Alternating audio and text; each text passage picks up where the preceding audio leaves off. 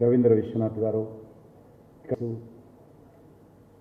అదేవిధంగా స్టూడెంట్స్ అందరికీ కూడా శుభాకాంక్షలు. ముందుగా థింకర్స్ వారికి హృదయపూర్వకంగా అభినందన తెలియజేస్తా ఉన్నాను. ఒక మంచి కార్యక్రమం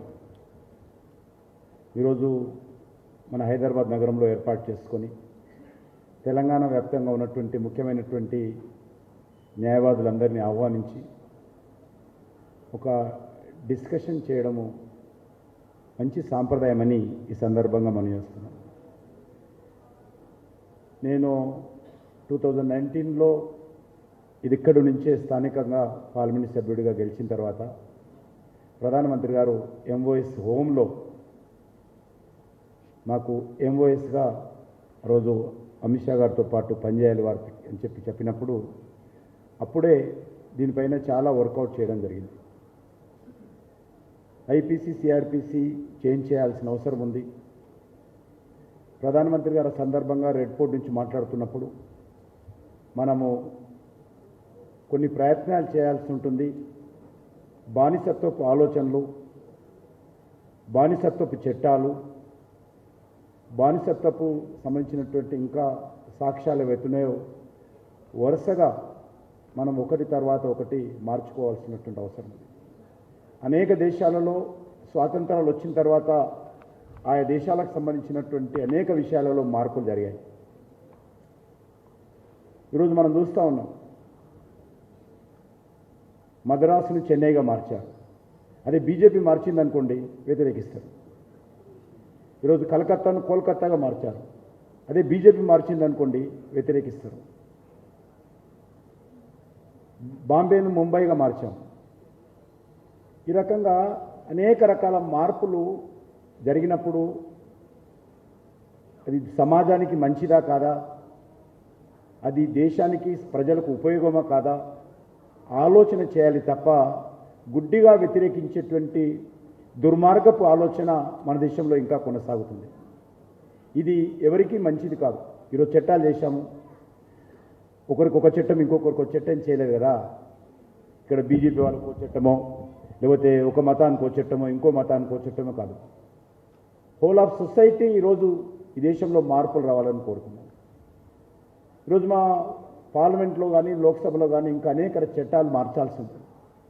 బ్రిటిష్ వాళ్ళు పెట్టిపోయినటువంటి చట్టాలే ఉన్నాయి.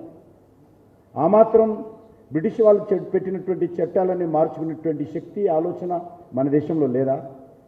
70 సంవత్సరాల తర్వాత కూడా ఇంకా బానిసత్వపు ఆలోచన విధానంతో ఈ దేశం కొనసాగాల? లేదు.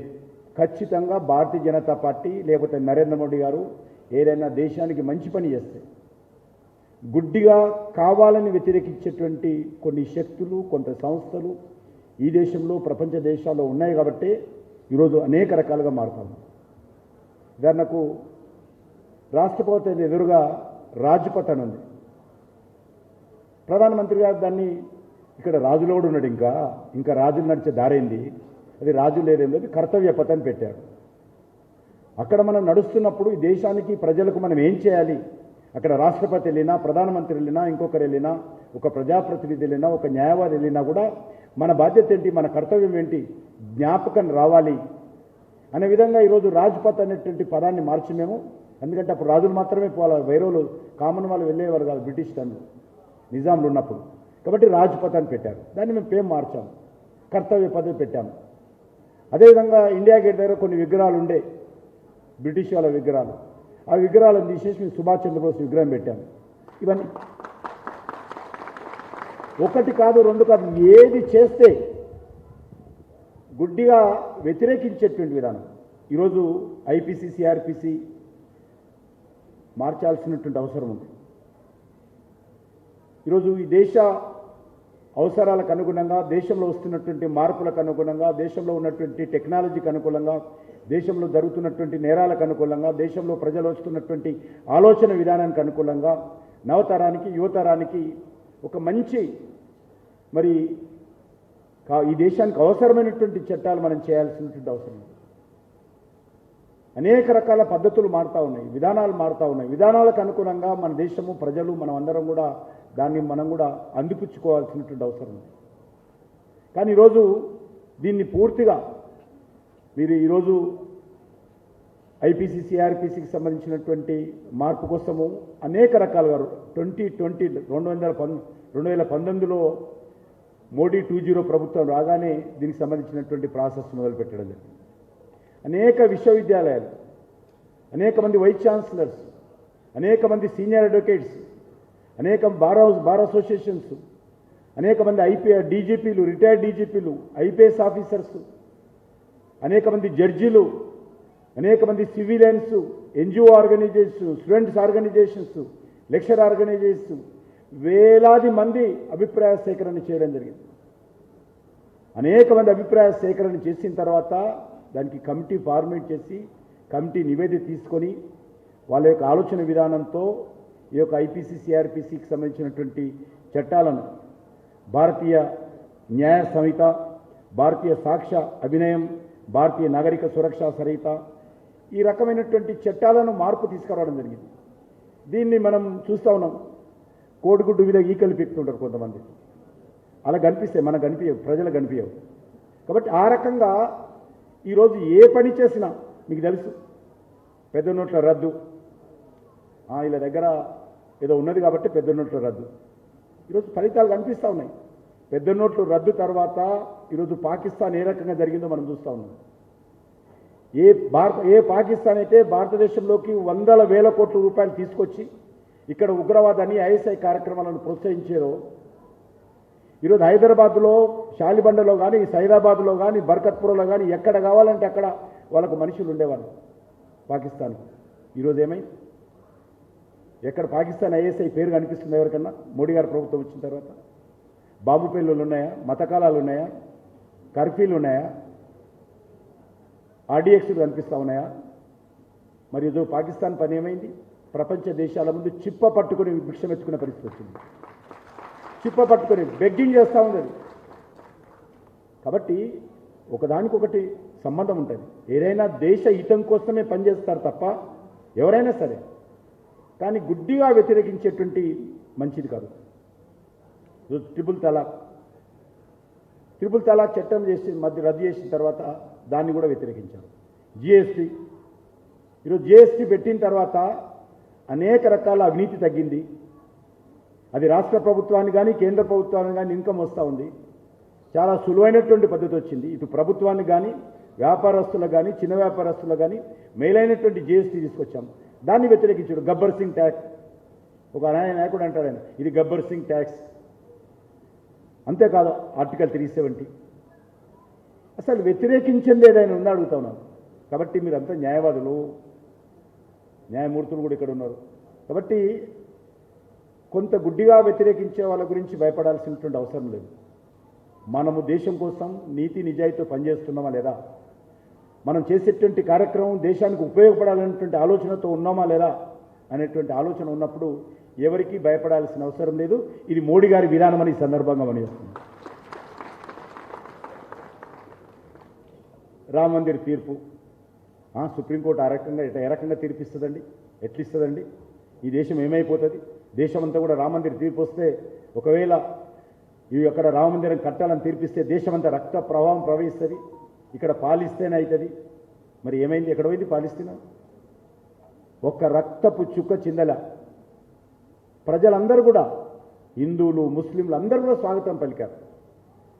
అంతెందుకు, న్యూ ఎడ్యుకేషన్ పాలసీ 33 సంవత్సరాల తర్వాత చాలా పెద్ద కస్తూరి రాజన్ వారి నేతృత్వంలో న్యూ ఎడ్యుకేషన్ పాలసీ కమిటీ ఏర్పాటు చేసి అనేక వేల లక్షల మంది దాని అభిప్రాయ సేకరణ చేసి న్యూ ఎడ్యుకేషన్ పాలసీ తీసుకొస్తే కూడా దాన్ని కూడా వ్యతిరేకించారు. కాషాయీకరణ చేస్తారు.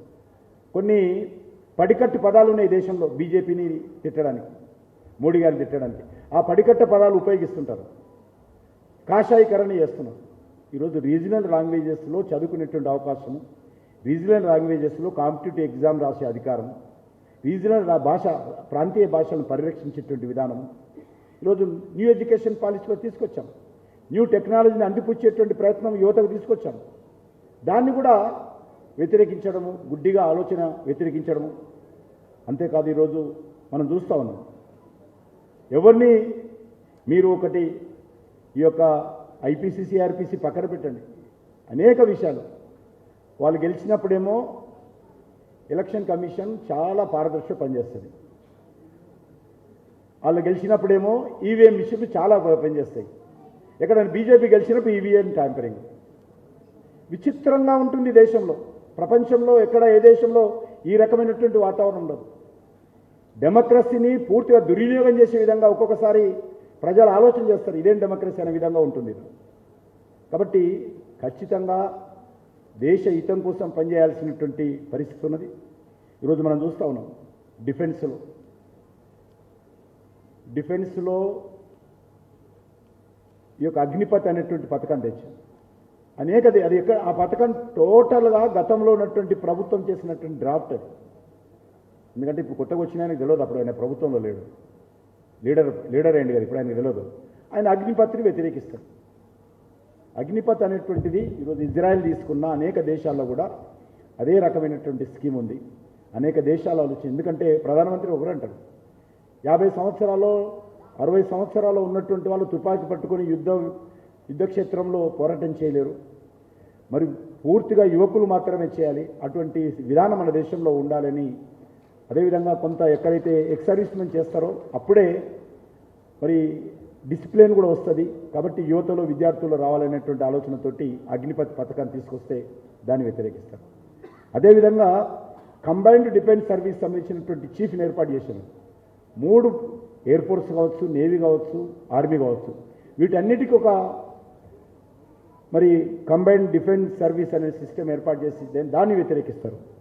అంతెందుకు మీకు తెలుసు, మన దేశంలో ఉగ్రవాదాన్ని అరికట్టేటువంటి కార్యక్రమంలో భాగంగా నరేంద్ర మోడీ గారు మొదటిసారిగా ప్రధానమంత్రి అయిన తర్వాత అలవాటు ప్రకారం పాకిస్తాన్ ఐఎస్ఐ వాళ్ళు మన దేశం మీద వచ్చి మన ఆర్మీకి సంబంధించినటువంటి మన సైనికులను చంపినప్పుడు బాగా విమర్శించారు కాంగ్రెస్ పార్టీ వాళ్ళు. ఏం చేస్తున్నాడు నరేంద్ర మోడీ గారు, ఏమైంది అన్నాడు. నరేంద్ర మోడీ గారు ఆ తర్వాత ఆలోచన చేసి సైనికులను పంపించి సర్జికల్ స్ట్రైక్ చేయడం జరిగింది.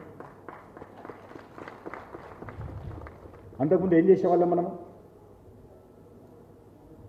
మేము కూడా యువమోర్చాలో ఉన్నప్పుడు, యూత్ వింగ్లో ఉన్నప్పుడు ఎక్కడైనా ఇదే హైదరాబాద్ నగరంలో అదే పాకిస్తాన్ ఐఎస్ఐ సంబంధించినటువంటి ఇదే స్థానంలో ఉన్నటువంటి కార్పొరేటర్ నందరాజు గౌడ్ని హత్య చేశారు, పాపే గౌడ్ని హత్య చేశారు, ఐపీఎస్ ఆఫీసర్ కృష్ణప్రసాద్ని ఏకే పార్టీ సొంత హత్య చేశారు ఇదే హైదరాబాద్ నగరం. అనేక మందిని చెప్పారు దేశవ్యాప్తంగా, లుంబిని పార్కులో, గోకుల్ చాట్ బండార్లో, దిల్సీ నగర్లో అనేక ప్రాంతాల్లో జరిగాయి. ఏం చేసేవాళ్ళం అందరూ, మీరు కానీ మేము కానీ అక్కడ వెళ్ళేవాళ్ళము, ఎర్ర గులాబీలు పెట్టి క్యాండిల్ వెలిగించి సంతాపం ప్రకటించి, ఇంకా మాలాంటి వాళ్ళు ఎవరైనా ఉంటే కొంత పాకిస్తాన్ జెండా తగలబెట్టి ముర్దాబాద్ జిందాబాద్ అనుకుంటూ మరుసటి రోజు మర్చిపోయేటోళ్ళం. చనిపోయేవాళ్ళు సైనికులు కావచ్చు, సివిలియన్స్ కావచ్చు, చనిపోయేటోళ్ళు మళ్ళీ జ్ఞాపకం చేసేవాళ్ళం కాదు. ఎట్లా ఉండేది, పాకిస్తాన్ వాళ్ళు చంపేవాళ్ళు, మనం చచ్చేవాళ్ళము, మన కర్మింటారా అని అట్లా 70 సంవత్సరాలు భరించాం మనం, 70 years. ఒక్క జమ్మూ కాశ్మీర్లోనే 46,000 మంది సివిలియన్స్ కానీ ఆర్మీని కానీ చనిపోయారు. 46,000 ఒక జమ్మూ కాశ్మీర్లో ఆర్టికల్ 370 తొలగించిన నాటికి 46,000 మంది జమ్మూ కాశ్మీర్లో చనిపోయారు. ఈరోజు పరిస్థితి మారింది.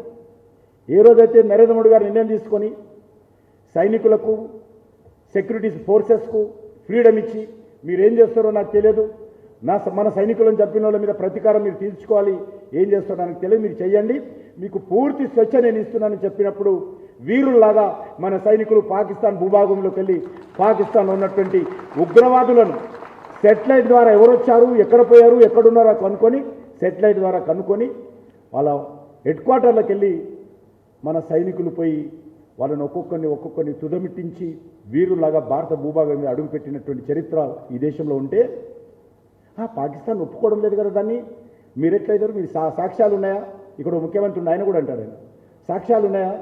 అంత అబద్ధాలు. మీరు సైనికులు చేసినటువంటి ఆపరేషన్ కూడా దేశం కోసం చేస్తే దేశ గౌరవం